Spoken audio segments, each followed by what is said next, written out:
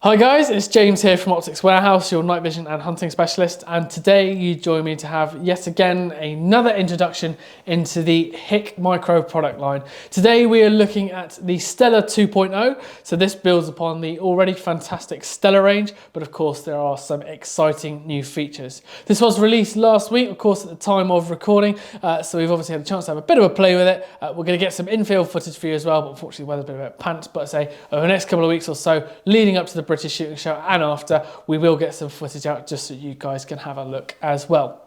So let's start off with the most important question, price point. You're looking at a similar sort of price point as the existing Stellar, around sort of £3,000 mark for the SQ50 and 2 for the SH50. So already you're making a massive saving when you look at it compared to various competitors, etc. Another big change that they have done is, of course, the design to the chassis.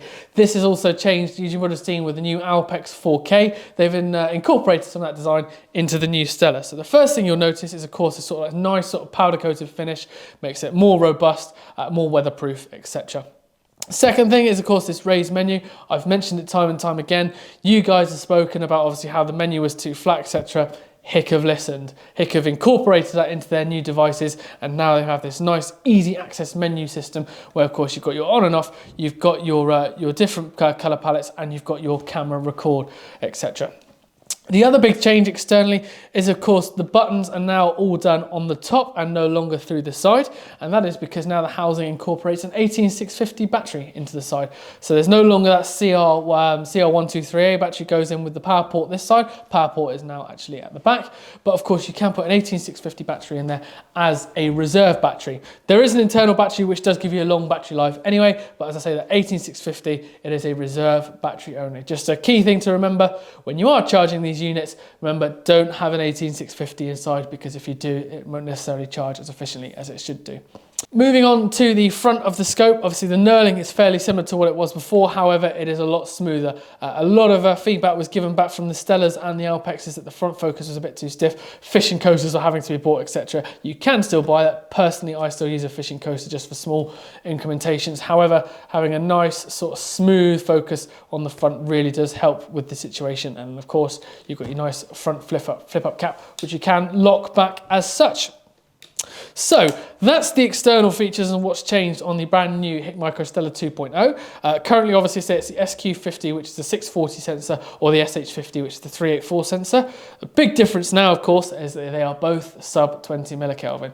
HIK are the first brand on the market to introduce sub 20 millikelvin rifle scopes. No other brand on the market now currently does that. So obviously, again, being industry leading that they are, for an affordable price, you can achieve a high quality image to carry out an effective and an efficient shot.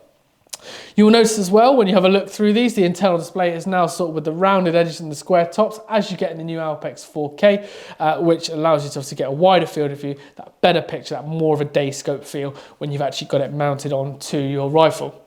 Variety of different magnifications. You're looking here, this SQ50, for example, is 3 to 26 times, so obviously you've got quite a lot of magnification there. Of course, picture-in-picture mode, 5 different rifle profiles, and with each of those rifle profiles you can, of course, put different reticle options on there for different distances if you so wish.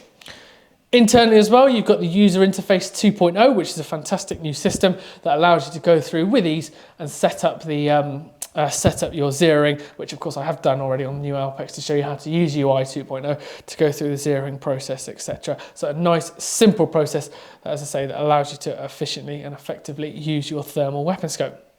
So guys, that is a quick fire on the HIKMICRO Stellar 2.0. As I said, available in SQ50 and the SH50, so that's the 640 and 384 respectively. Of course, reflective on what price point you can afford and what you think is with more in your requirements. One thing I do tend to say to customers is the difference between 640 and 380 is, let's say, 150, 200 yards. With both of those scopes, you'd quite clearly be able to identify that the animal is a fox, shall we say, but with a 640, you'll be able to pick up finer details like the brush, like depth in the ears, temperature difference in the legs, etc. Sort of stuff that's going to help you identify that it's a fox and not the farmer's collie, all that sort of thing. So it's obviously that inherently at distance gives you a better depth, and if you need to, not necessarily recommended, you can take the further shot. As always, guys, if you've got any questions, please feel free to leave them below. Like, subscribe to the channel. If you do need to get in contact with us, obviously you can give us a call, drop us an email. We're always there, and we'll always answer your questions as best as you can be. But I hope you've liked the video. I've been James, your night vision and hunting specialist, and this has been another video from Optics Warehouse.